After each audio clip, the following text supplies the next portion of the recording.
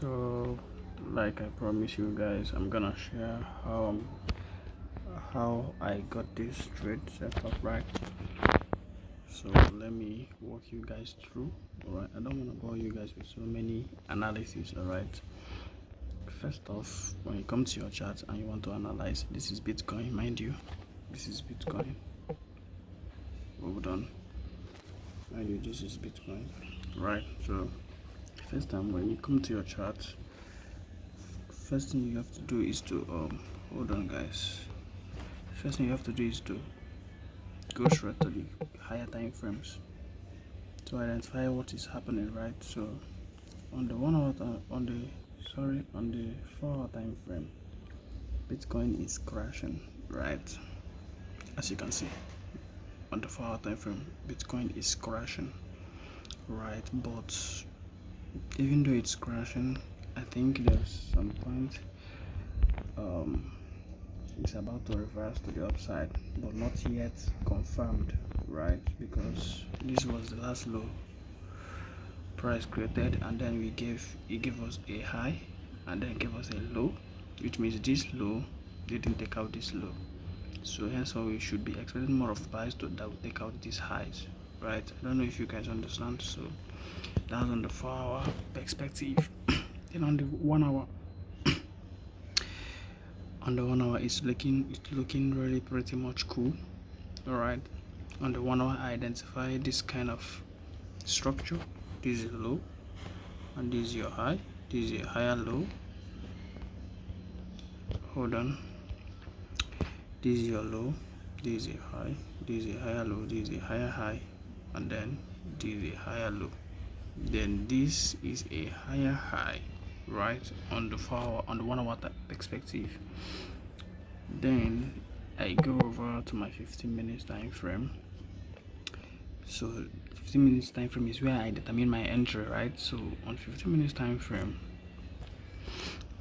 I saw that this is a low and this is a high, and this is another low and this is a high over there, and this is a high. All right, now what did I do? I pick my, what is it called, my Fibonacci. This is a low.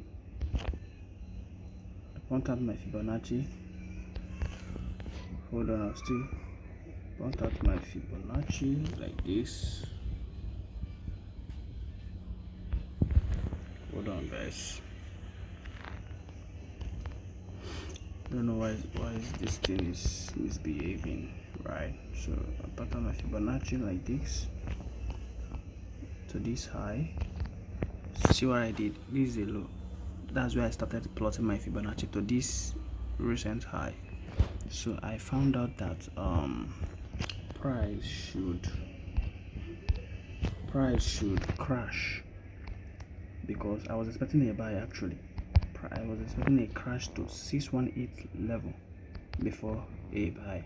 That's why you see that I said I'll take profit to be at 0.618, right? So after that, this was the previous day high. This was high of yesterday. That is high price created yesterday before price cruised. All right, so this was that was the high. Then I saw that price was let me delete this. And I found out that price was kind of exhausting at this point. What do I mean by exhausting? Sellers are trying to come take control. All right, that's what I mean by exhaustion, right? So I found out that price was exhaustion at this point, which definitely means that price should sell. Hold on, guys. It definitely means that price should at least crash back down to 618 level, then a buy to the upside. That's why I don't want to target as much. That's why I targeted 1 is to 2. Oh, sorry, 1 is to 1.69. Right, as you can see here, 1.69. So that's it. But actually, I didn't expect this huge drop, but still on it, I'm still expecting a buy. All right, once market breaks above this once market breaks above this level, because this level is a level of extension. So you can see price is tested here, it's tested here, it's tested here, then broke through this right now and it's retesting it. If price break above this place like this, then we should have a buy. But if it is unable to break above it, then we should expect a crash back down. This is simple, right? So two things are involved. It's either price break above it and retest, then continue to the upside, or from this region then a crash back down. This is what is going to happen next on Bitcoin. All right, so this was how I got the setup on sales, right? So that's it, guys. Peace out and take care.